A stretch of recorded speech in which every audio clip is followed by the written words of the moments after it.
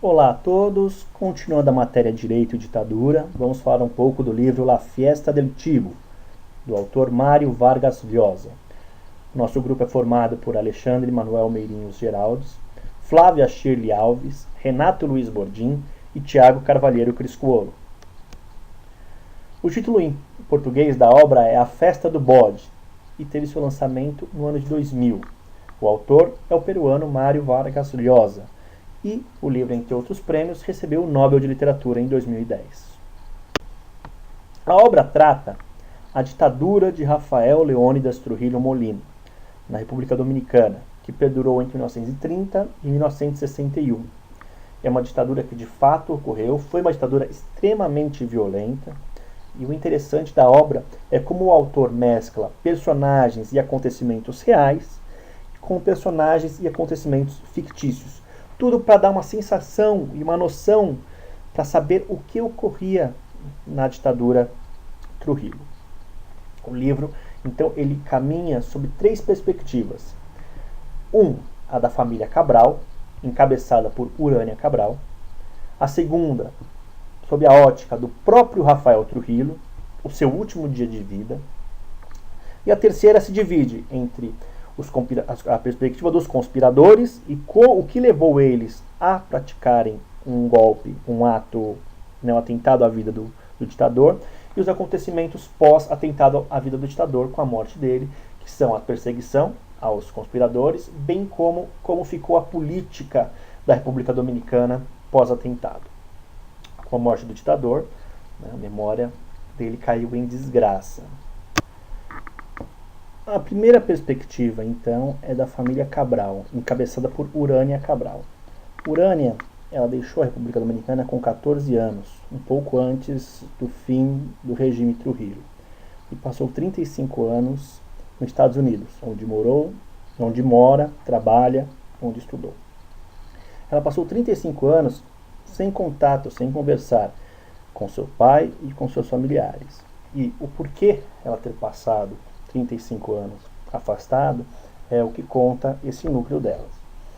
A narrativa de Urânia é de uma personagem amargurada pelos acontecimentos na adolescência e o inconformismo de saber que seu pai, Agustín Cabral, foi um dos maiores apoiadores do ditador Trujillo. Ele exerceu N cargos na era Trujillo. Foi senador da República, foi ministro.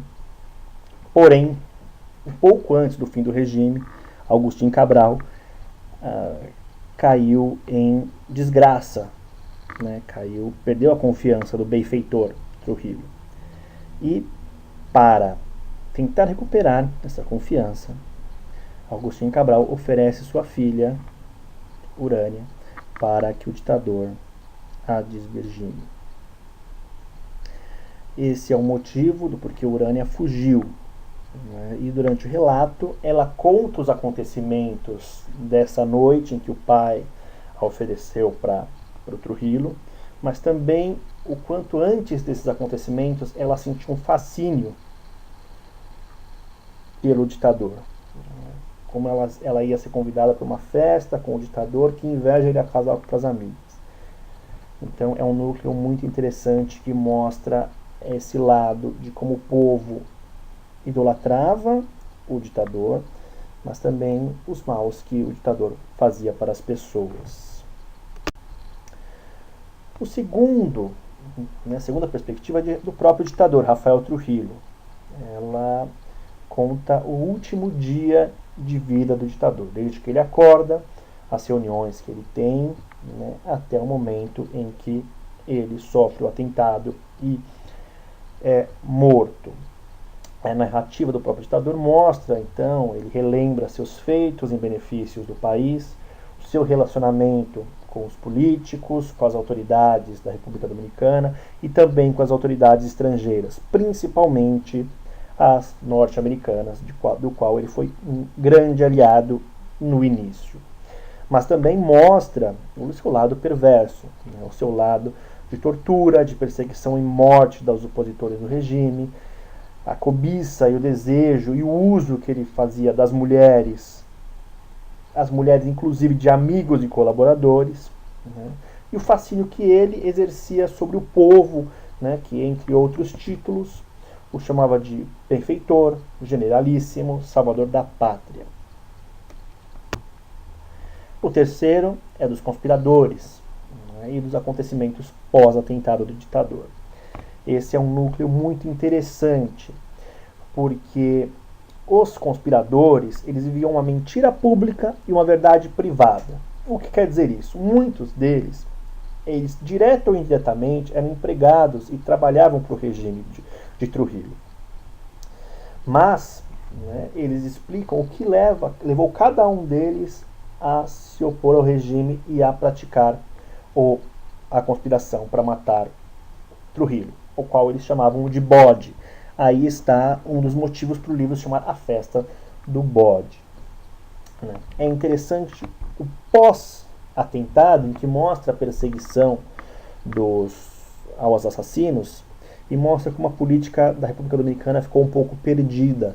Quem seria o novo líder, como se manter sem o ditador Trujillo, quem iria levar a República Dominicana para frente. Então é interessante ver não só a vingança que o filho do Trujillo tentava com os conspiradores, como também a teia política, os acontecimentos políticos pós-morte de Trujillo. É um núcleo bastante interessante também. Algumas características da ditadura na obra. Né? A gente tem o apoio inicial dos Estados Unidos. Né? Na verdade, os Estados Unidos financiou inicialmente o regime de Trujillo, né? Vindo depois, posteriormente, a virar-lhe as costas. Também, inicialmente, a Igreja Católica o apoiou. Inclusive, o Papa chegou a dar alguns títulos católicos para Trujillo. Também temos algumas eleições fraudulentas. Ele chegou por uma eleição fraudulenta, né, ao poder. Como ele conduzia a política da República Dominicana, por vezes ele não exercia a presidência, mas tinha um presidente fantoche, ele controlava os presidentes. Né? E como ele, para fazer valer as leis, promulgou uma nova Constituição, tinha uma pessoa, né, um apoiador chamado Henry Quirinos, também conhecido como o constitucionalista bêbado, o qual era quem dava os discursos para legitimar as suas leis, os seus atos. Então ele escreveu a Constituição junto com Trujillo. A violência com que ele tinha aos opositores, né? Então assim, as torturas eram algo marcantes aos opositores, e alguma das torturas era, por exemplo, jogar a pessoa do penhasco para que os tubarões comessem o corpo e sumissem com as evidências da morte. Também o controle da imprensa, era uma imprensa muito controlada, nenhuma vírgula saía contra o governo, e também as notícias eram controladas, o que ia sair era o governo quem autorizava. E a pessoa do ditador era uma personalidade muito forte. Então, para se ter uma noção, a capital da República Dominicana, que sempre foi Santo Domingo, no período de Trujillo se chamou Ciudad Trujillo, em homenagem a ele próprio. Inúmeras ruas, inúmeros monumentos foram feitos em sua homenagem e também de sua família. Então tinham algumas ruas com o nome dos filhos, né? Radamés, Ramfis, Trujillo, nome da sua mãe. Então era o culto à personalidade. Isso é bem marcante na obra como um todo. Nós podemos vincular a obra com as ditaduras reais, ou na verdade sim, mostrar semelhanças entre a ditadura real de Trujillo, mas que nos é mostrada pelo livro, com a ditadura que nós tínhamos na América do Sul como um todo, é o primeiro apoio inicial dos Estados Unidos. Os Estados Unidos foi um dos grandes apoiadores de todas as ditaduras na América do Sul. Né? E também depois virou as costas para muitas das ditaduras. No caso da ditadura da República Dominicana, né, em razão das violações de direitos humanos, foram colocadas sanções econômicas, foram feitas exigências para se cumprir os direitos humanos, o que acabou também gerando uma crise na República Dominicana. Aqui nós podemos citar esse apoio dos Estados Unidos, né? Pinochet no Chile, Fulgêncio Batista em Cuba, todos os países da Operação Condor, que seriam Chile, Argentina, Brasil, Uruguai. Então, assim, os Estados Unidos é uma semelhança entre praticamente todas as ditaduras na América do Sul. O apoio da Igreja Católica, né? Em muitos países a Igreja Católica a princípio apoiou a ditadura, até por uma razão de ser contra o comunismo, né? Então é interessante ver tanto a importância da Igreja na manutenção do poder quanto na queda dos regimes, pois no caso de Trujillo, a crise, né, as diferenças com a Igreja começaram após uma carta dos bispos denunciando as inúmeras crimes e violações de direitos humanos do ditador Trujillo. Entre as ditaduras que nós podemos nos assemelhamos, temos Videla na Argentina, Stroessner no Paraguai, entre outras que a Igreja inicialmente apoiou. Na Argentina, até de Videla, a Igreja depois chegou a sofrer algumas punições. Tiveram padres que foram processados em razão dos crimes que ocorreram na ditadura. O culto à personalidade, como a gente falou nos slides anteriores, a presença de Trujillo, do nome Trujillo, da aura de Trujillo era muito forte, né? Inclusive mudou a capital, né, de Santo Domingo para Ciudad Trujillo. Esse culto à personalidade, muito comum nas ditaduras de uma pessoa só, nos lembrou do Duvalier no Haiti. Também tinha essa personalidade muito forte, esse culto à sua pessoa muito forte. A censura à imprensa, que ocorreu em todos os países, ocorre nas ditaduras, né? Isso, fechamento de jornais, fechamento de rádios, isso foi muito comum na ditadura da República Dominicana e também nas repúblicas Bordaberry, Videla, Pinochet, Stroessner, Noriega, podemos falar N, assim, na verdade o governo controlando a imprensa, um povo que sabe menos, tem menos do que reclamar. A busca de legitimidade através do ordenamento jurídico, como a gente já falou, né, Trujillo, junto com alguns companheiros, fizeram uma nova constituição, e Trujillo tinha uma pessoa, Henrique Quirinos, que tinha a tarefa de dar legitimidade aos seus atos. Ele era um advogado e ele é quem dava os discursos e redigia as leis e apresentava decisões que o Congresso deveria adotar para legitimar as necessidades do regime. Então, isso também é uma característica muito forte das ditaduras, né, que tinham controle do judiciário por meio de fazer as leis no legislativo e também de julgar. Muitos tinham o controle dos tribunais superiores. Tortura e violações dos direitos humanos, né, isso ocorreu não só na República Dominicana, mas em todos os países que sofreram com a ditadura na América do Sul, às vezes um pouco menos, um pouco mais forte, né, mas isso, a tortura e a violação dos direitos humanos é algo que aconteceu em todas as ditaduras na América do Sul.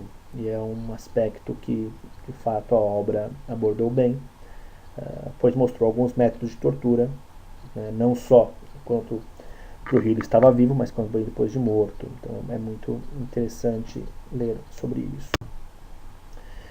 Com relação ao Brasil, nós temos algumas semelhanças e diferenças. As semelhanças são a longa duração, né? A ditadura de Trujillo durou 31 anos, no Brasil foram 22 anos. Né? O apoio inicial dos Estados Unidos, como já disse, o Brasil fazia parte da Operação Condor, então teve o apoio inicial dos Estados Unidos.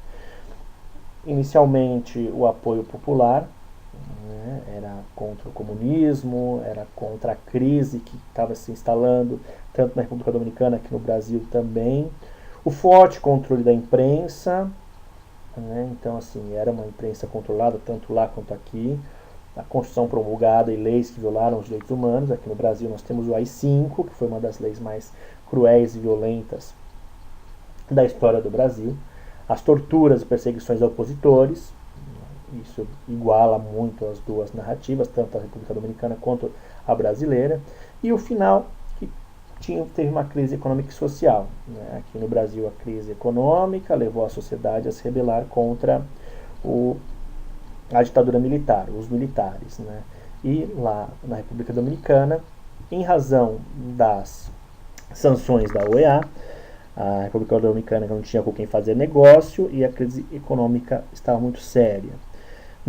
As pessoas não se levantaram, né, não teve manifestações populares até a morte de Trujillo, que foi um atentado também, mas pós-mortem, depois de um certo momento de tristeza, as pessoas começaram a se revoltar em razão da crise econômica. As diferenças, nós aqui no Brasil, nós tínhamos uma eleição indireta, né, nós não escolhemos o presidente, mas era uma eleição indireta, e na República Dominicana as eleições eram fraudulentas ou eram simplesmente escolhidas por Rafael Trujillo. A figura do ditador Rafael Trujillo era muito forte, foi muito marcante, e aqui no Brasil nós não tivemos essa pessoa, foi a ditadura militar, né? Tivemos alguns governos piores, né, como Médici e tudo mais, mas Costa e Silva, mas não teve a figura central, como por exemplo na República Dominicana e alguns outros países que tiveram não teve essa figura. E também no Brasil houveram grupos opositores, mas não houve a morte, um atentado à vida do ditador que acabou com a morte do ditador, como por exemplo na República do Brasil.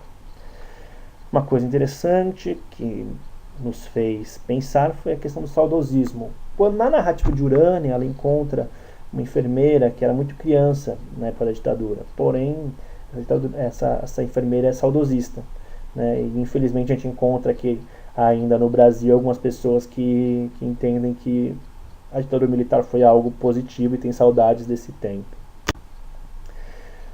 Outra coisa interessante é o que aconteceu com os antigos apoiadores, né? Na República Dominicana, quem se virou contra pós-mortem foi o próprio presidente que tinha sido colocado lá por Trujillo, o presidente Balaguer. Ele foi às Nações Unidas, ele criticou a ditadura de Trujillo, ele prometeu a redemocratização dentro de ordem, então assim, acabou se virando contra o seu antigo aliado. Aqui no Brasil nós também tivemos alguns casos de pessoas que eram próximos da ditadura e acabaram depois continuando no poder, continuando sendo eleitos democraticamente para ocupar cargos no governo. Bom, esse é o nosso trabalho. Agradeço a todos e até a próxima.